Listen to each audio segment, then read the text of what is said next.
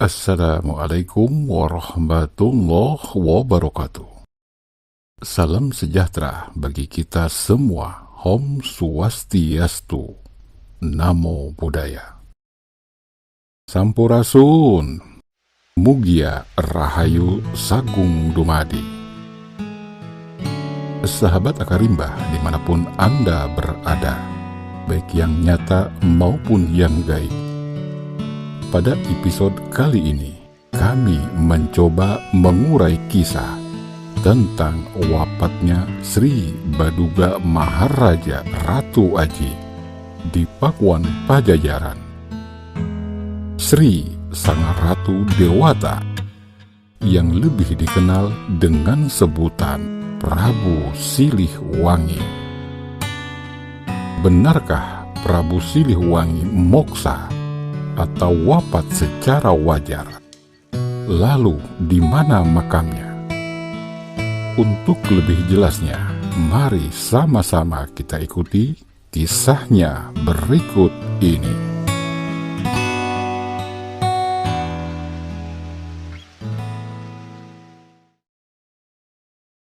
Mengawali kisah ini sebagai Purwadaksina, Purwa Kawitan Daksina Kawekasan, tersebutlah kerajaan besar di kawasan barat Pulau Jawa, yakni Pakuan Pajajaran, yang gemah ripah, repeh rapih loh jinnawi, subur kang sarwa tinadur, murah kang sarwa tinuku, kalau kam murah sandang pangan lan aman tentrap kawetenipun, dengan rajanya Jaya Dewata yang bergelar Sri Baduga Maharaja Prabu Silihwangi, Raja Agung Punjuling Papak ugi sakti mandraguna, dihormati, disanjung puja rakyatnya,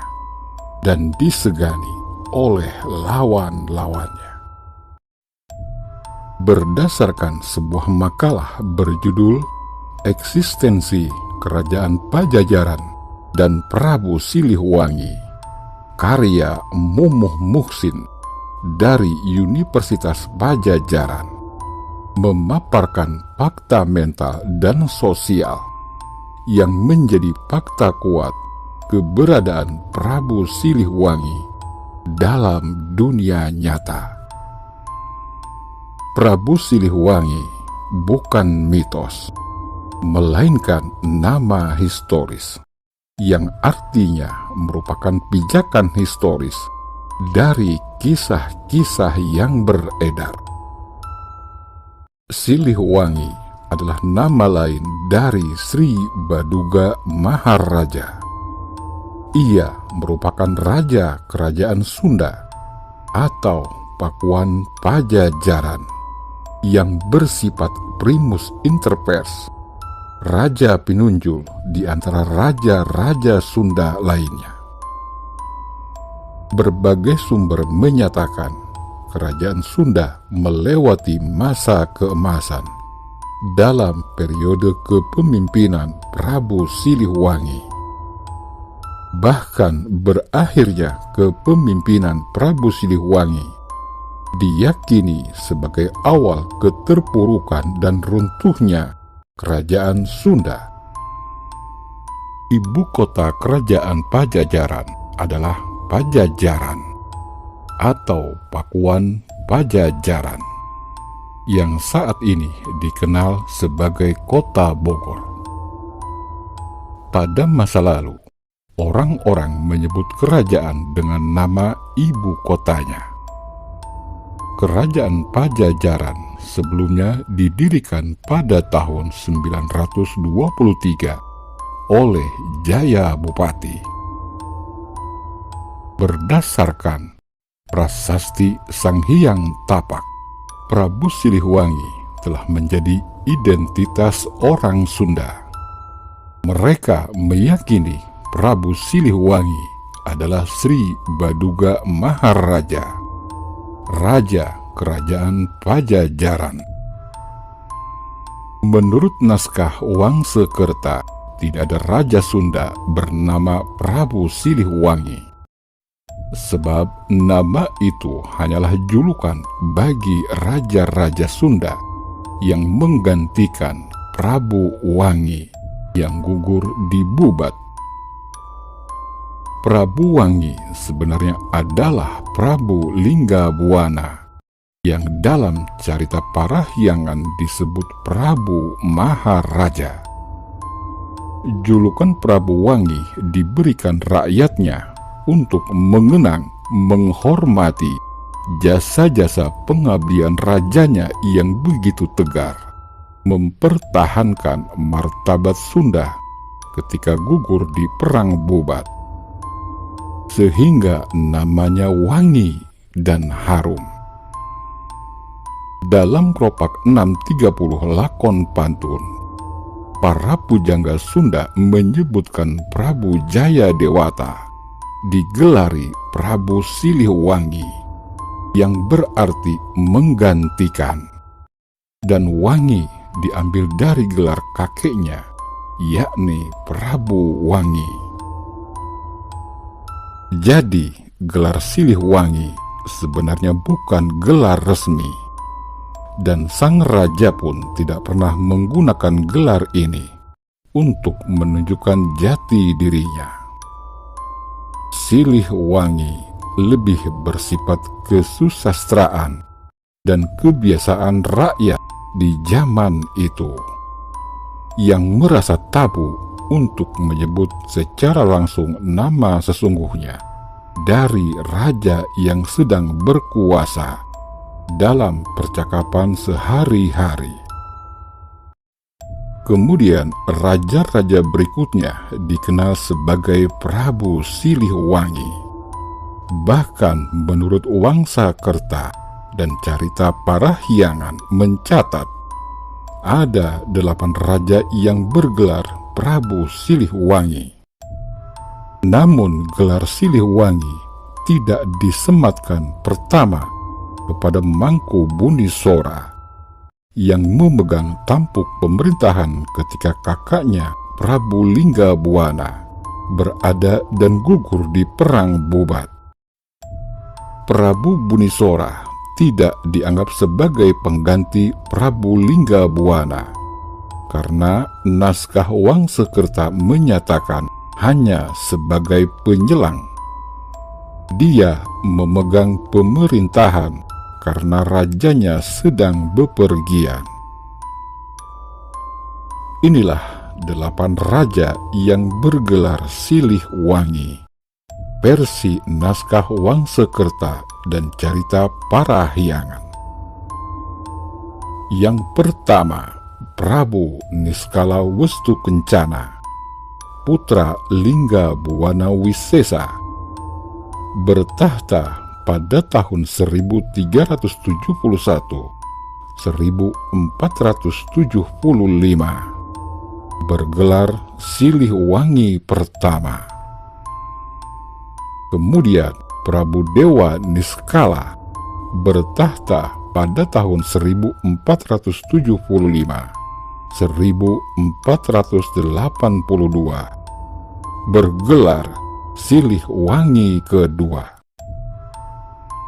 Yang ketiga, Prabu Jayadewata Sri Baduga Mahaprabu, putra Prabu Dewa Niskala, bertahta pada tahun 1482-1521, bergelar Siliwangi ketiga.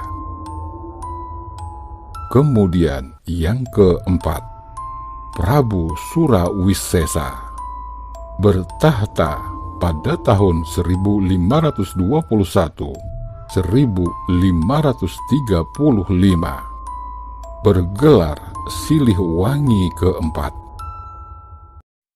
Yang kelima, Prabu Dewata Buwana Wisesa, bertahta pada tahun 1555-1543, bergelar Siliwangi kelima. Yang keenam, Prabu Sakti bertahta pada tahun 1543-1551, bergelar Siliwangi ke-6. Kemudian Prabu Nilakendra bertahta pada tahun 1551-1567,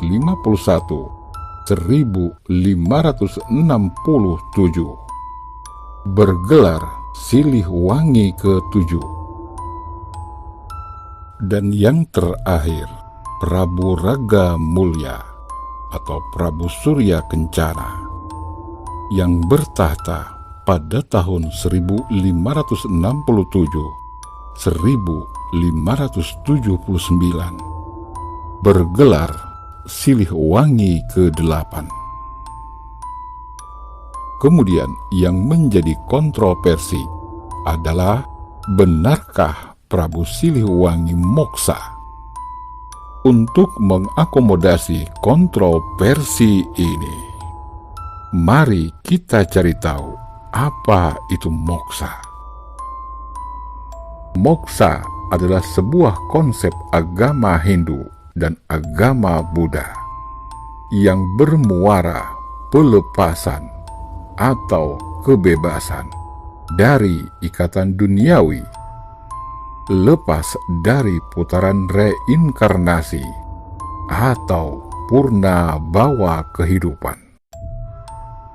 Dengan kata lain, moksa adalah sebuah kebebasan, kemerdekaan dari ikatan-ikatan kelahiran kembali, serta hukum karma atau penderitaan duniawi.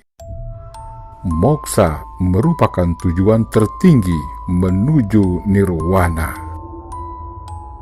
Moksa dapat dibedakan menjadi 3 tingkatan, yakni yang pertama, moksa, yaitu kebebasan yang dicapai seseorang tetapi masih meninggalkan bekas berupa mayat atau jasad. Yang kedua, adimoksa, yaitu kebebasan yang dicapai oleh seseorang dengan meninggalkan bekas berupa abu. Dan yang ketiga, paramamoksa, yaitu kebebasan yang dicapai seseorang tanpa meninggalkan bekas apapun, lenyap tanpa bekas. Sedangkan kematian menurut Islam adalah suatu kepastian, dan hanya Allah yang mengetahui waktu dan caranya. Allah berfirman dalam surat Ali Imran ayat 185 dengan jelas menyatakan, setiap yang bernyawa pasti mengalami kematian. Kemudian di firman lain, kematian adalah hal nyata dan bukan sebuah akhir, namun awal dari fase kehidupan yang baru. Berdasarkan fakta sejarah, Tembaga Kebantenan menyebutkan wafatnya Prabu Siliwangi dan dimakamkan di Ranca Maya. Di sana disebutkan Prabu Siliwangi sebagai Susuhunan. Di Pakuan Pajajaran disebut secara anumerta sebagai Sang Lumahing Ranca Maya. Kemudian kitab Purwa Caruban Nagari menyebutkan Sri Baduga wafat pada tahun 1521, dikuburkan di Ranca Maya. Dan yang ketiga, prasasti batu tulis yang dibuat pada tahun 1533 oleh Prabu Surawisesa, 12 tahun setelah kematian ayahnya, untuk menghormati sekaligus mengenang mengabadikan kebesaran Prabu Siliwangi. Angka 12 dianggap berkaitan dengan kepercayaan yang dianut masyarakat kala itu. Di tahun ke-12 setelah kematiannya, jenazah akan disempurnakan, diperabukan, kemudian abu jenazahnya disimpan dengan sangat hormat ke dalam 12 guci dan dimakamkan kembali dengan penuh hormat di wilayah bawahan Kerajaan Pajajaran. Dengan demikian, wajar bila saat ini banyak tempat yang diklaim sebagai makam Prabu Siliwangi. Secara umum, tutur tinular yang disampaikan secara saur sepuh bahwa Prabu Siliwangi moksa dengan penjelasan dalam prasasti kebantenan, kitab Purwa Caruban Nagari, serta prasasti batu tulis, maka hal ini bertentangan, bahkan gugur dengan sendirinya, karena beliau wafat secara alami.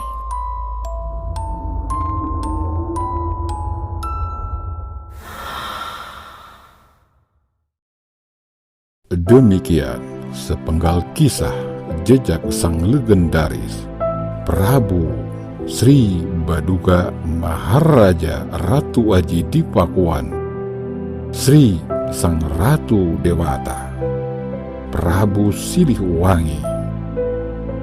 Mohon maaf lahir dan batin bila ada kesalahan dalam ucapan, dan terima kasih sudah menyaksikan tayangan ini. Semoga bermanfaat dan menghibur Anda semua.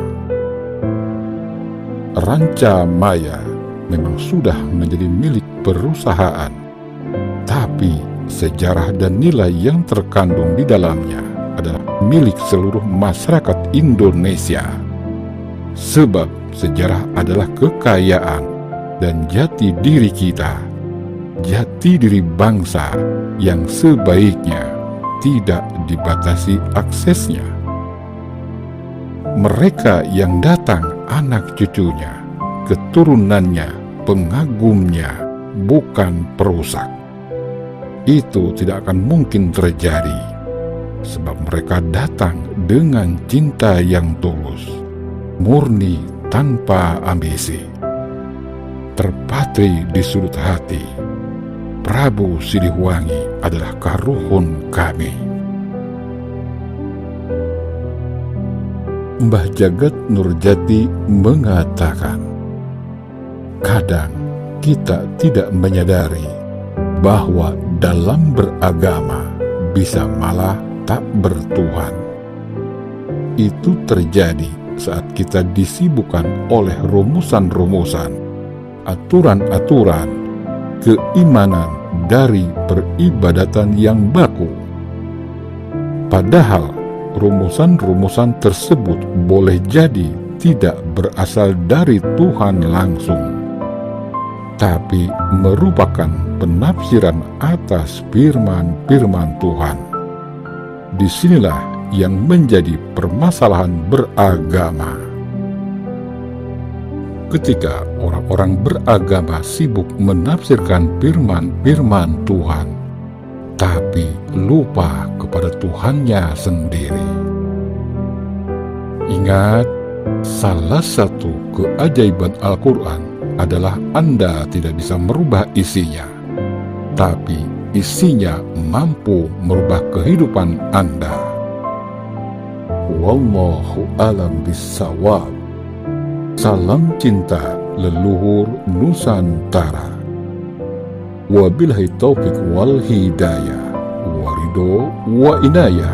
Wassalamualaikum warahmatullahi wabarakatuh.